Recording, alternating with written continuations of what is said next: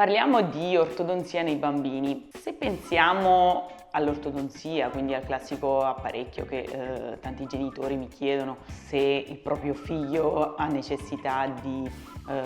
utilizzare un apparecchio, di sistemare i denti perché sono storti o perché gli spazi non sono corretti, quindi di fare una visita ortodontica. In realtà mi piace andare a fondo rispetto a questo concetto perché dovremmo pensare alla causa di questa mancanza di spazio,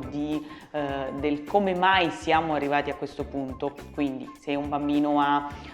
un morso aperto anteriore, quindi dello spazio tra i denti superiori ed inferiori, o se il bambino ha il palato tanto stretto, o se abbiamo una mandibola che può essere più avanti o più dietro sin da bambino, perché questo si è sviluppato? Tanti genitori pensano alla genetica e sicuramente ci sarà una componente genetica, ma dovremmo andare un po' a ritroso a capire anche quali sono state le abitudini. Soprattutto dobbiamo pensare a quello che è l'aspetto funzionale, quindi come ha lavorato la lingua per questi anni, sin dalla nascita, come ha lavorato la masticazione del bambino, quindi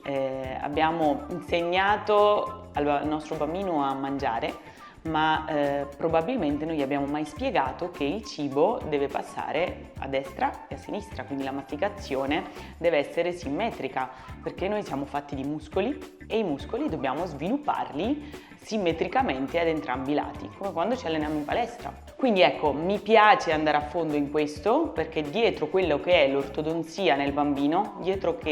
quello che è l'estetica, quindi permettere al nostro bambino di avere un sorriso splendente quando sarà grande, c'è da capire tutto questo perché altrimenti rischiamo di far fallire il nostro trattamento ortodontico.